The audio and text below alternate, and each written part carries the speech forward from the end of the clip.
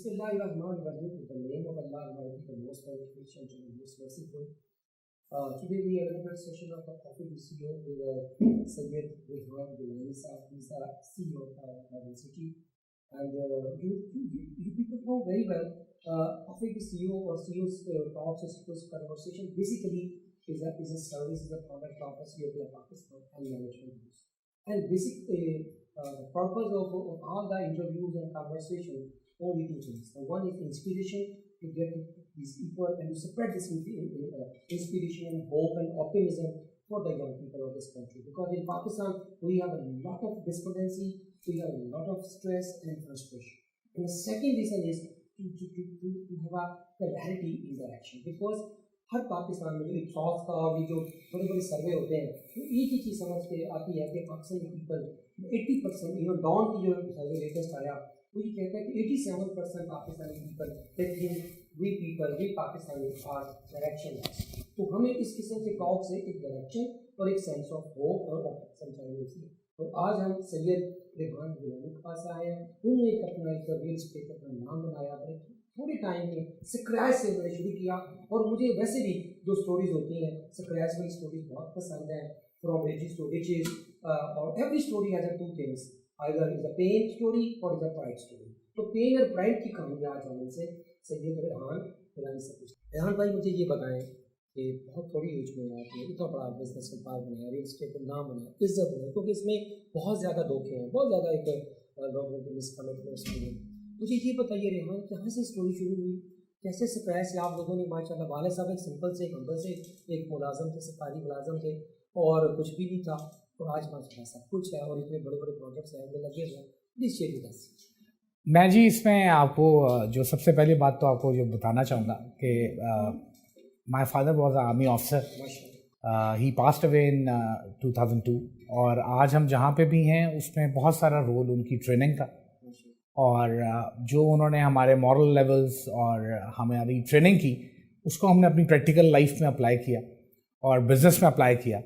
और उस सारी ट्रेनिंग और उस सारी वैल्यूज़ को जब हम अपनी ऑर्गेनाइजेशन के अंदर बिल्ट इन करते चले गए, वैसे वैसे सक्सेस हमारी तरफ चलती जाएगी। मुझे ये बताइए कि क्या चैलेंजेस फेस किए, क्योंकि जब कोई बिजनेस पाकिस्तान में शुरू होता है और खासकर जिस बिजनेस में बहुत ज़्यादा कैश फ्लो, फाइनेंस इन्वॉल्व होता है, ह्यूमन रिसोर्स इन्वॉल्व होता है बहुत, तो ये चैलेंजेस को क्या क्या फेस किए, कैसे ओवरकम किए, स्पेशली पर्टिकुलरली ये जो कैश फ्लो, ऐसे फाइनेंशियल रिसोर्सेज और ह्यूमन रिसोर्सेज। देखें, जहाँ तक मैं इसको थोड़ा सा पीछे से शुरू करूँगा, जो आपने सवाल किया, आपको कोई भी काम करने से पहले और या उसके अंदर एक्सेलेंस अचीव करने से पहले आपको उस काम के ग्रास रूट लेवल की कॉम्प्लिकेशंस और ग्रास रूट लेवल से अपनी वर्किंग को शुरू करना होगा। तो मैंने और मेरे बड़े भाई ने, सैयद सलमान गिलानी ने, अपने करियर का आगाज़ रियल एस्टेट ब्रोकरेज से किया, और हमने 2003 में रियल एस्टेट ब्रोकरेज में कदम रखा। और कुछ ही अरसे के बाद रियल एस्टेट ब्रोकरेज पाकिस्तान में करने के बाद हमें ये फील हुआ कि we are not people who belong from the brokerage industry. तो हमने 2003 में दुबई की रियल एस्टेट को पाकिस्तान में एज पायनियर इंट्रोड्यूस किया, and we used to travel, we used to buy bulk, and we used to get back to Pakistan, और फिर हम उसको रिटेल कर देते थे।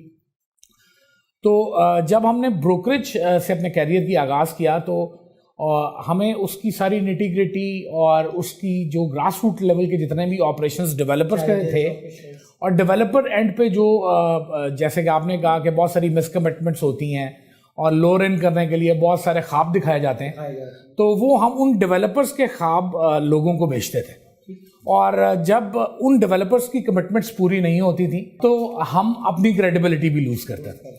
तो फिर हमने इस सारी जर्नी के दौरान उन सारे डेवलपर्स की वीकनेसेस को स्टडी किया, और जिस दिन हमने डिसीजन किया कि हम अब डेवलपमेंट इंडस्ट्री के अंदर कदम रखेंगे, तो मैंने और मेरे भाई ने बैठ के कमिटमेंट की एक दूसरे के साथ कि आज से ऑनवर्ड जब हम लोगों को अपनी डेवलपमेंट्स बेचेंगे तो हमने वो कोई भी कमिटमेंट नहीं करनी जो हम ऑनर नहीं कर पाएंगे। तो हमने इसी को अपना मोटो बनाया और डिलीवरी ओरिएंटेड अपने प्रोजेक्ट्स को रखा।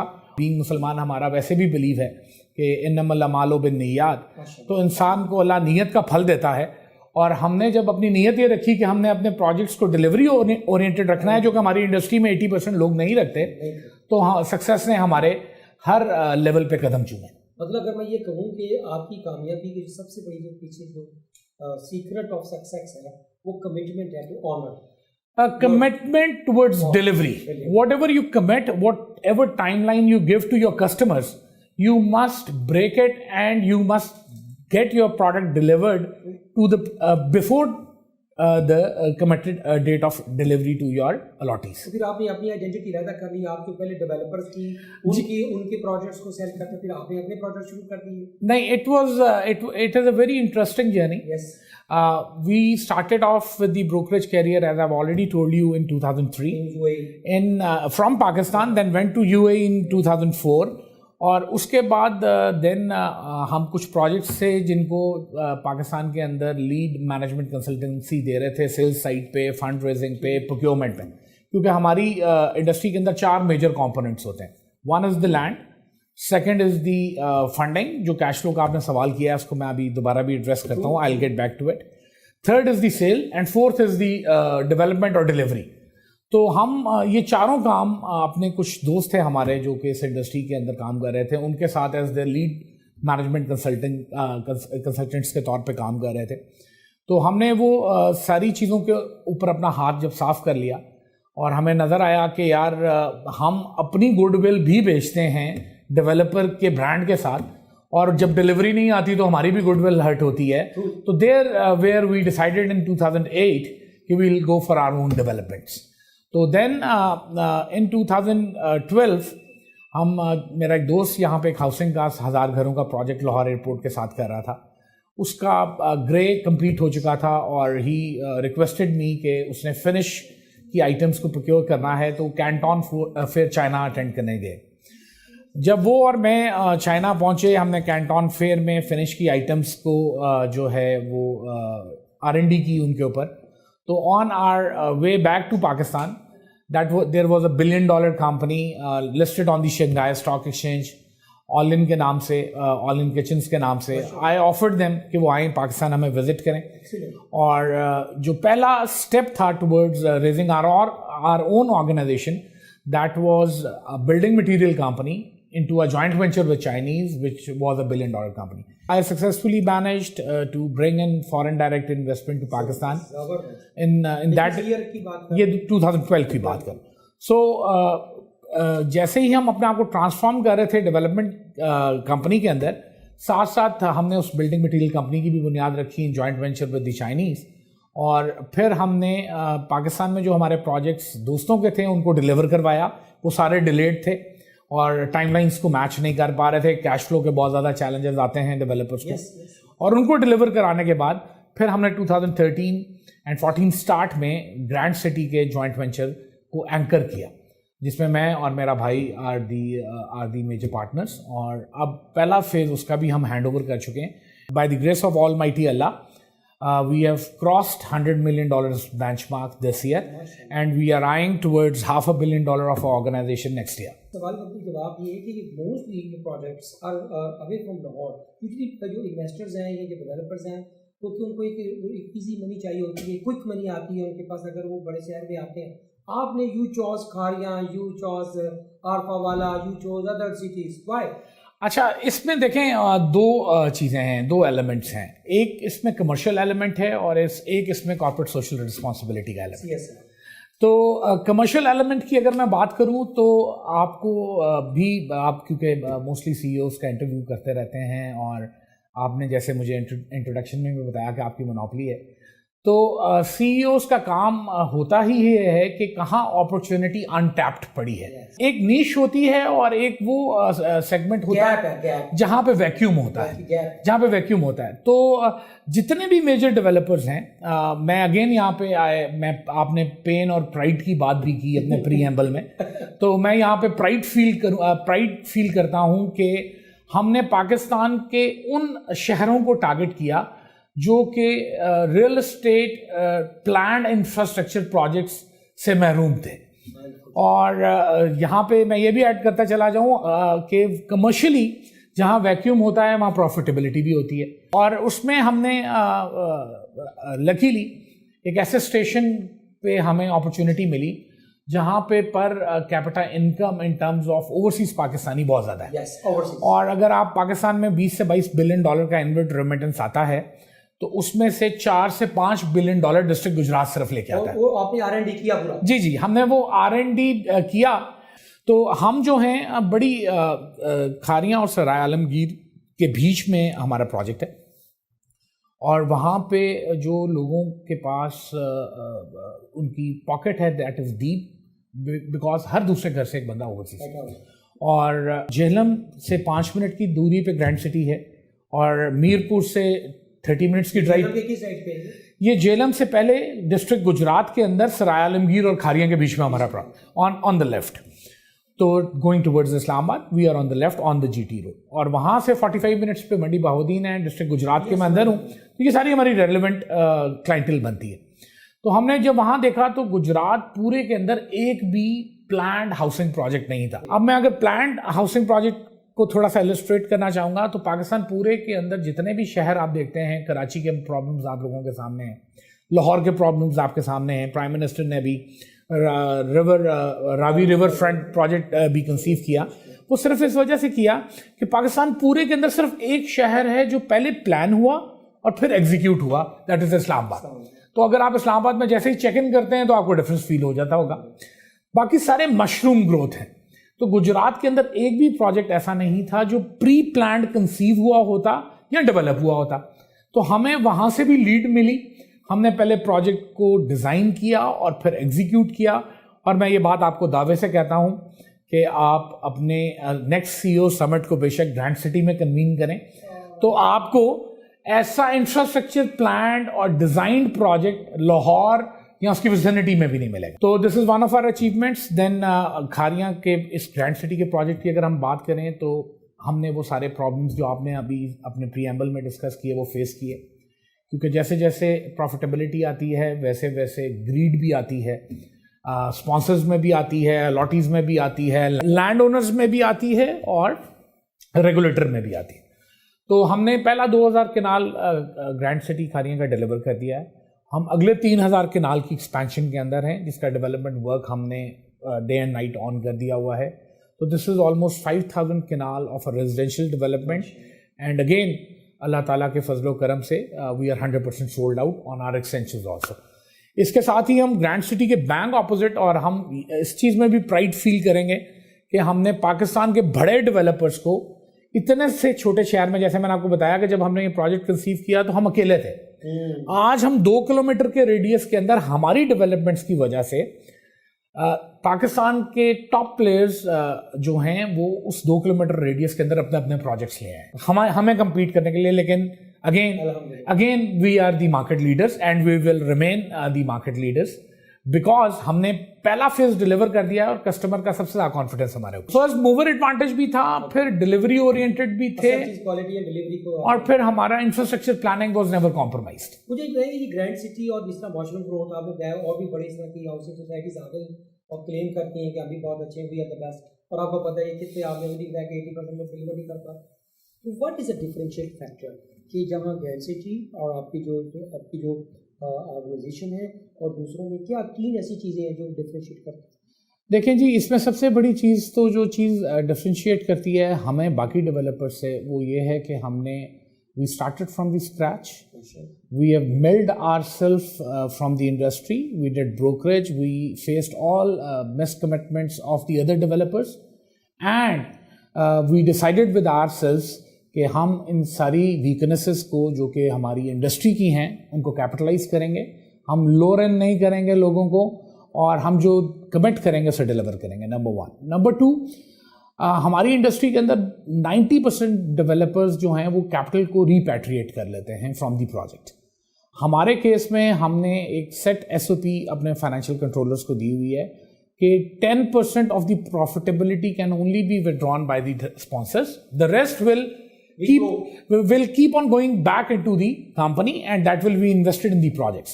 इसीलिए हमने पिछले 1 साल में अपनी कंसोलिडेशन की, और हम पाकिस्तान के वाहिद डेवलपर होंगे जो कि 2021 फर्स्ट क्वार्टर के अंदर 4 शहरों में 1 गो में अपना फुटप्रिंट लेके जा रहे हैं। 2021 फर्स्ट क्वार्टर तक हम आपको अपनी प्रेजेंस इंशाल्लाह ताला आरिफ वाला में भी देंगे, हम आपको अपनी प्रेजेंस मुल्तान में भी देंगे और हम अपनी आपको प्रेजेंस गुजर खान में भी देंगे। ज़बरदस्त। मुझे ये बताइए कि मैं आगे क्वेश्चंस को लेके चल रहा हूँ कि कोरोना आ गया ग्लोबली, पैंडेमिक, कोविड-19 टोटली मतलब पूरी दुनिया को उड़ा के रख दिया, इसने बिजनेसेस को बहुत ज़्यादा, यूएसए हिट हुआ, यूरोप हिट हुआ, पाकिस्तान में भी मेजर नहीं लेकिन काफ़ी हद तक हिट हुआ। तो ग्रैंड सिटी की क्या इनिशिएटिव है पाकिस्तान के इस विजन में, जो प्राइम मिनिस्टर है या उनका जो नया पाकिस्तान हाउसिंग है, और आपका क्या कहते हैं कि जो आप सियासत की बात कर रहे हैं कि हम कैसे लो कॉस्ट जो है और अफोर्डेबल हाउसिंग के ऊपर क्या ग्रैंड सिटी की स्ट्रेटजी है? अच्छा, इसमें आपने कॉर्पोरेट सोशल रिस्पॉन्सिबिलिटी की बात दो एंगल्स में की। एक आपने इस एंगल में की कि प्राइम मिनिस्टर के विजन के साथ, इनिशिएटिव के साथ ग्रैंड सिटी कैसे अलाइन होती है। अगर मैं आपके क्वेश्चन को रीफ्रेज कर लूँ तो पाकिस्तान के प्राइम मिनिस्टर के साथ कैसे हमारा ग्रुप अलाइन करता है उनके इनिशिएटिव और विजन को, और दूसरा कॉर्पोरेट सोशल रिस्पॉन्सिबिलिटी की हम जीती जागती मिसाल है। वो कैसे कि हम अगर चाहते तो अपनी प्रॉफिटेबिलिटी को मैक्सिमाइज करने के लिए और लोगों को डिलीवर करने के लिए बड़े शहरों मेट्रोपॉलिटन के अंदर ही काम करते, हम निकल के छोटे शहरों में चले गए। छोटे शहरों में चले गए तो हमने वो क्वालिटी ऑफ लाइफस्टाइल जो बड़े शहरों का था वो हम छोटे शहरों में पहुंचा चुके हैं। और आप हमारे क्लेम्स पे बिलीव ना कीजिएगा, अगर आपने हमारे समिट को कन्वीन करने की, अपने समिट को कन्वीन करने के इन्विटेशन को एक्सेप्ट किया तो आप आएंगे तो आप खुद इस चीज़ को जीता जागता देखेंगे कि it is nothing less then any metropolitan. Number one. Number two, corona का हमारे ऊपर बड़ा इंटरेस्टिंग इम्पैक्ट है। हमने अपनी करियर की, अपनी लाइफ की हाईएस्ट एक्सपेंशन कोरोना मार्च 2020 से लेके अक्टूबर 2020 तक की, which is the height of corona across the world. Corona में पूरी दुनिया फायर कर रही थी, हम हायर कर रहे थे। पूरी दुनिया जो है वो प्रोजेक्ट्स को कंसोलिडेट कर रही थी, हम एक्सपेंशंस की एक्विजिशन के अंदर थे, क्योंकि हमें पता था कि अल्लाह ताला ने कोई भी बीमारी दुनिया में नहीं भेजी जिसका इलाज उसने नहीं भेजा, और ये वो अपनी किताब में भी कमिट करते हैं। तो यहाँ पे कन्विक्शन एलिमेंट आ जाता है, फेथ का एलिमेंट आ जाता है कि अगर कोरोना आया है तो इसने जाना भी है। तो अगर हम उससे डर के दरवाजे बंद करके अपनी कंपनी की ग्रोथ को रोक दें तो जिसके लिए इंसान को पैदा किया गया वो एक ह्यूमैनिटी का एलिमेंट भी है, उसके साथ आप जस्टिफिकेशन नहीं करते। और ह्यूमन पोटेंशियल क्योंकि लिमिटलेस है, और उसकी सबसे बड़ी मिसाल हमारे नबी पाक सल्लल्लाहु अलैहि वसल्लम है, जिन्होंने सिंगल हैंडेडली पूरी दुनिया का नक्शा बदल दिया। तो इंसान को अपने पोटेंशियल को बीमारियों से, वबाओं से या फाइनेंशियल क्राइसिस से उसको सीलिंग नहीं लगानी चाहिए, and we are a firm believer of that. तो coming back to the prime minister initiative and low cost housing, हमने कोरोना के दौरान ही अपना एक पाकिस्तान सेक्टर अनाउंस किया, जो कि हम नॉर्मली अपना प्रोजेक्ट 2 से 3 साल के ऑफ प्लान पे बेचते हैं। ये पाकिस्तान सेक्टर हमने 5 साल के पेमेंट प्लान पे बेचा, और इसके अंदर हमारे से प्लॉट परचेज करने वाले को डेली बेसिस पे 200 रुपया सेव करना है, 6,000 रुपया महीना।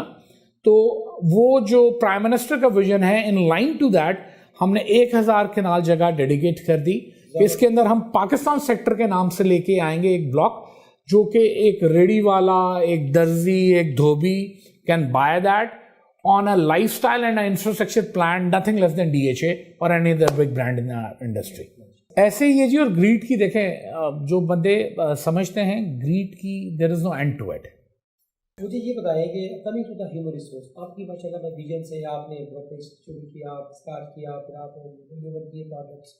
सबसे कीमती चीज़ किसी CEO के लिए मुझे, किसी MD के लिए, किसी कंपनी के ऑनर के लिए सबसे इंपॉर्टेंट चीज़ होती है टीम, क्योंकि वो अकेला कुछ नहीं कर सकता सर। उसको CFO चाहिए, उसको HR मैनेजर चाहिए, उसको सेल्स मार्केटिंग, उसको लोगों को अपना चाहिए। टीम के ऊपर कैसे, आप क्या टीम को कैसे डेवलप किया आपने, टीम को कैसे अकाउंटेबल किया फॉर द रिजल्ट्स, टीम को कैसे बिल्ड किया, क्योंकि असल कामयाबी किसी CEO की टीम बिल्डिंग है। अच्छा, यहाँ पे मैं थोड़ा सा I would like to be bit candid कि ये हमारा वीक एरिया रहा। ये हमारा वीक एरिया इस वजह से नहीं रहा कि हम इसके बिलीवर नहीं थे। हमें पता है कि दुनिया पूरी के अंदर एक सर्टन लेवल से ऊपर जाने के लिए you need to have a very solid and firm team with you, because business 3-4 चीज़ों का कंपोनेंट होता है: viable business idea, financial resource, industry intelligence and the team. तो इन दिस पर्टिकुलर एरिया हम क्योंकि इवॉल्व हो रहे थे, तो हमारे साथ साथ हमारी टीम भी इवॉल्व हो रही थी। लेकिन हमने इसके ऊपर जो एक मेजर टेक्निक अप्लाई की वो ये अप्लाई की कि हमने सबसे पहले तो इंडस्ट्री रेलेवेंट अपने कुछ फ्रेंड्स को रिक्वेस्ट की कि वो हमें ज्वाइन कर जाएं। तो सबसे पहले जो दोस्त हमारे साथ ब्रोकरेज करते थे या हमारी डेवलपमेंट्स बेचते थे, हम उनको अपनी सेल्स चैनल पार्टनर्स से निकाल के हम उनको इन हाउस अपनी टीम का पार्ट हमने बना लिया, नंबर 1। नंबर 2, पाकिस्तान में क्योंकि पैसे की दौड़ है तो, और दूसरा HR को उस तरह नर्चर नहीं किया जाता, और फिर उस तरह सबसे पहले कल्टिवेट करते हो, फिर आप नर्चर करते हो, और फिर आप उसके फ्रूट्स को एंजॉय करते हो। तो हमने ह्यूमन रिटेंशन पे बहुत ज़्यादा जोर रखा। ह्यूमन रिसोर्स को रिटेन किया हमने, चाहे वो हमारे परफॉर्मिंग एसेट्स थे, चाहे वो हमारे नॉन परफॉर्मिंग एसेट्स थे। नॉन परफॉर्मिंग एसेट्स को हमने चार्ज किया through trainings, motivation and incentives.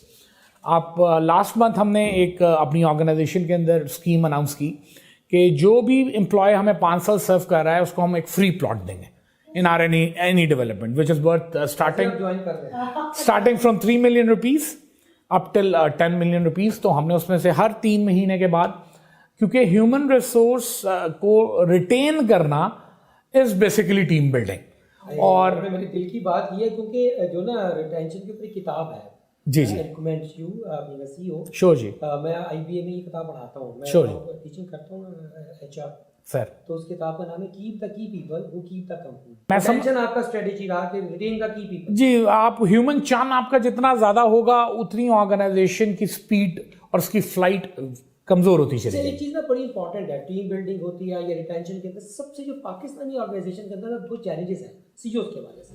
ये CEO की सर दर्द है, इसको कहता है headache of a CEO daily basis पे। एक उसकी, क्योंकि जो स्टाफ होता है ना, जो लोग होते हैं या टीम जिसकी हम बात करें, ये ऑनरशिप नहीं लेते। ठीक, सारा दर्द बेचारे CEO के, वो बेचारा ब्लड प्रेशर का, शुगर का मरीज बन जाता है। ठीक, 35 साल के अंदर ही बेचारा आती है, उसकी बीमारियां लग जाती हैं। ठीक, जो कि स्ट्रेस रिलेटेड है। सेकंड उसका जो चैलेंज होता है सर जी, वो जो लोग होते हैं ना, एक तो उसका जो होता है ट्रस्ट बिल्डिंग, क्योंकि ट्रस्ट कल्चर नहीं बनता। लोग एक दूसरे का बंदूकें लाके कैमरे से देख रहे होते हैं कि कर रहे हैं। जब तो ट्रस्ट कल्चर नहीं आता जिस पे लोग बिलीव करते हैं एक दूसरे के ऊपर, इसको कैसे हैंडल करते हैं? अच्छा, इसमें जो सबसे पहली बात आपने की कि ओनरशिप देखें, जब आप अपने एम्प्लॉइज को स्टेक होल्डर बना देते हैं अपनी ऑर्गेनाइजेशन के अंदर, तो ऑटोमेटिक वो भी छोटे-छोटे ओनर हो जाते हैं। जी, वो भी छोटे-छोटे मालिक बन जाते हैं, और वो सारे फिर उस गोल की तरफ दौड़े होते हैं जो कि आपका गोल होता है या ऑर्गेनाइजेशन, उनका स्टेक आ गया बीच में, ऑर्गेनाइजेशन का गोल होता है, नंबर 1। और उसके अंदर अगेन मैं आपको फिर यहाँ पे कन्फेस करना चाहूँगा कि इसमें कुछ कसूर हमारा भी होगा, लेकिन कुछ कसूर हमारे मुल्क की इन्वायरमेंट का भी है। जी, वो हमें क्योंकि हमारे मॉरल्स को इंटरनेशनल पावर्स ने क्रिपल करवाया है, वैल्यूज़ को क्रिपल कराया है। जी, this is what fifth war generation actually is, कि आप नेशंस को मॉरली जो है सेल्फ बिलीफ को डिस्ट्रॉय करें, जी, मॉरली करप्ट करें, ताकि आप उनके ऊपर through economic greed, economic supremacy आप उनको एम्पावर कर जाएं या उनको कंट्रोल कर जाएं। तो हम इस फेज से गुजरे हैं, लेकिन हम इवॉल्व हो चुके हैं, और अब एम्प्लॉइज़ को जब नज़र आ रहा हो कि ऑर्गेनाइजेशन फास्ट ट्रैक के ऊपर ग्रोथ ट्रेजेक्ट्री के अंदर है, तो वो फिर ओनरशिप ऑटोमेटिकली लेना शुरू कर देता है। और फिर आपको कुछ एग्जांपल्स भी सेट करना पड़ती हैं। हमें पिछले कुछ अरसे में ये नहीं कि हमने बहुत ज़्यादा सारे ही रिटेन किए, हमने ले ऑफ्स भी किए, और ले ऑफ सिर्फ उन लोगों को किया जो लोग ओनरशिप नहीं लेते थे। तो जब आप एग्जांपल सेट करते हैं, तो जो बाकी रिटेन एम्प्लॉयज़ होते हैं उनको जब आप इंसेंटिवाइज देते हैं, तो वो जो गैप होता है ओनरशिप लेने वालों का और नॉन लेने वालों का, वो ब्रिज हो जाता है। मेरा क्वेश्चन भी यही है कि are you happy with the quality of HR systems in place at the organisation? देखें जी, इस सवाल का जवाब मैं नहीं दूंगा।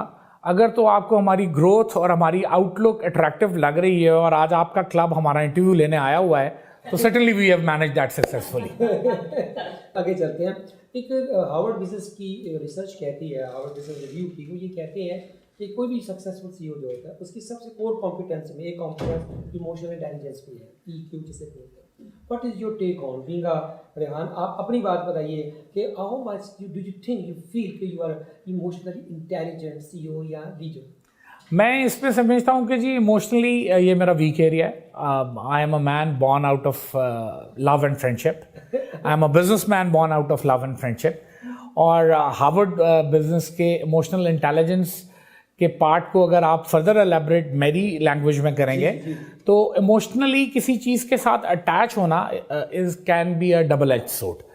और अगर आप उसको positively to your advantage and to your counterparts advantage अपनी इमोशनल इंटेलिजेंस को यूज़ करें तो दैट ऑलवेज बेयर फ्रूट. मुझे ये बड़ा गुस्सा आता है कैसे मैनेज करते हैं, क्योंकि इस फील्ड के अंदर ना डेडलाइंस की जब प्रवाह लटक रही होती है, वही बात कमिटमेंट ऑनर करना एक पेन का नाम है. जैसे ना पेन एंड प्राइड की स्टोरी होती है. जी. कोई भी एंटरप्रेन्योर्स, तो सर इसको कैसे देखते हैं? गुस्सा तो जी मुझे कम आता है, लेकिन मेरी बीवी को मेरे पे बहुत ज़्यादा आता है. उसकी रीज़न ये है कि जी whenever whosoever is committed with his cause और गोल और ऑर्गेनाइजेशन, तो सबसे पहले उसकी फैमिली सफ़र करती है. और अगर जो हम we are never born with a golden spoon, तो अगर हमने स्क्रैच से लेकर यहाँ तक तरक्की की, बीच में हमने बहुत सारे फाइनेंशियल क्राइसिस 2009 के देखे, फिर हमने this we have witness this pandemic also, तो हमने स्लगिश पीरियड्स भी बहुत देखे अपनी. लास्ट चीफ जस्टिस जो थे उन्होंने बहुत सारी इंडस्ट्री को हमारी जो है वो डरा दिया. नैब हाइपर एक्टिव हो गई, बिजनेसमैन ने इनिशिएटिव लेना छोड़ दिया. तो उसमें मैं जो है आपकी फैमिली आपके सबसे ज़्यादा आपकी ग्रोथ के ऊपर सेक्रीफाइस कर रही होती. उनका टाइम नहीं मिल रहा होता. आज मेरा बेटा भी यहाँ बैठा मेरा इंटरव्यू सुन रहा है, वो इसी वजह से कि I am very hard to get hold of in a week. तो गुस्सा ऑर्गेनाइजेशन में अगर मुझे आता है तो मैं किसी एम्प्लॉय पे आता है तो मैं फिर उसके मैनेजरियल लेवल पे बुला के उसे एड्रेस करता हूँ, ना कि मैं उसको देयर एंड देन रिस्पॉन्ड करता हूँ. आप एक यंग लीडर हैं, यंग एंटरप्रेन्योर हैं, माशाल्लाह आपने बड़े थोड़े टाइम में एक अच्छा पाकिस्तान के अंदर एंटरप्रेन्योरशिप, क्योंकि मैं इस सवाल को सिर्फ ये इस एंगल से पूछूंगा कि पाकिस्तान में हर दूसरा बच्चा जो यूनिवर्सिटी से निकलता है ही सीकिंग अ जॉब. मैं कहता हूँ जॉब सीकर के बजाय जॉब क्रिएटर बनो, ठीक, एंटरप्रेन्योर बनो. ठीक. एक एंटरप्रेन्योर बनने के लिए पाकिस्तानी कॉन्टेक्स्ट में मैं बात पूछ रहा हूँ कि आप खुद क्योंकि एंटरप्रेन्योर हैं, तो 3 कोर कॉम्पिटेंसीज या कोर स्किल्स जो एक एंटरप्रेन्योर बनने के लिए चाहिए वो क्या है? देखें जी, मैं I have got friends and family who are working with the 500 fortune companies, and like I've got cousins who are working as the top management with IBM, with SAP, with the American Army, with the list goes on. तो मैं उनमें से mostly अपने friends और families को approach करता रहा हूँ, जैसे मैंने आपको पहले भी टेक्निक बताई कि they should resign that those organisations and they should come in and join us. तो एंटरप्रेन्योर बनने के लिए जो सबसे पहले आपको चीज़ रिक्वायर्ड होती है that is conviction. Self conviction. What ever you can dream you can achieve it. ठीक है, नंबर 1. नंबर 2, जो सबसे इम्पॉर्टेंट चीज़ होती है जो कि किसी भी प्रोफेशनल की ख़त्म हो जाती है, जो नौकरी के अंदर होता है और एंटरप्रेन्योर नहीं होता, that is the risk appetite. तो रिस्क एपेटाइट जितनी ज़्यादा आपने सर्टेनली पढ़ी होंगी जी, मैंने जिस किताब से सीखा that is good to great. उसके बाद 1 minute manager, small one but you can get a lot out of it. और फिर द लिस्ट गोज ऑन. आप किताब वो पढ़ाई का there is no end to it. जैसे ग्रीड का there is no end to it, वैसे आप इल्म हासिल करना चाहें तो you would learn till your grave. आपकी अपनी रोल मॉडल कौन है, आपका अपना मेंटोर कौन है, आपकी अपनी इंस्पिरेशन कौन है? देखें जी, अगेन मैं जिस बंदे ने अपनी इंडस्ट्री रेलेवेंट अगर मैं बात करूं तो लोग इसमें भी जेलसी से काम लेते हैं और नहीं करते. Malik Riaz Sahab has done a phenomenal job. I can't comment on his personality, but उनकी जो डिलीवरी है that is mind-blowing. और अगर ये हमारे इंडस्ट्री रेलेवेंट हैं और अगर आप मैं इंडस्ट्री से हट के अपनी ओवरऑल ज़िंदगी की बात करूं तो there is no one better than our prophet, peace be upon him. Success की 3 वर्ड्स में क्या डिफाइन करेंगे? Hard to digest. हैप्पीनेस को कैसे 3 कीवर्ड्स में डिफाइन करेंगे? 3 keywords. It lives inside. Lives inside. Inside you. Biggest achievement you are proud of till now? Not yet. because I believe in high is not a failure, aiming low is a crime. MashaAllah. So once you get satisfied or you start commending yourself, your growth slows down. Any regret, fear till now? Yes, family and health, both were being compromised during this journey. वही मेरा सवाल आने वाला था. Second last question है, do you justify the family and work balance? I think no successful entrepreneur in an age of 42 can. मुश्किल बात है. 42 साल की हद तक. वो बेगम से भी I'm 42 years old. फिटनेस के ऊपर कितना ख्याल करते हैं? नहीं, क्योंकि ये सीईओ की हेल्थ बहुत जरूरी होती है. पिछले एक साल से बहुत ज़्यादा, उससे पहले कभी नहीं. मैसेज ऑफ ऑप्टिमिज्म, क्योंकि पाकिस्तान में बहुत जॉबलेसनेस है, डिस्पोटेंसी है, फ्रस्ट्रेशन है बच्चों के अंदर, खासकर यूथ की वाले से. आप खुद माशाल्लाह 40 में यहाँ तक आपने अचीव किया. नई नस्ल के बच्चों के लिए क्या ऑप्टिमिज्म है, message of optimism and hope?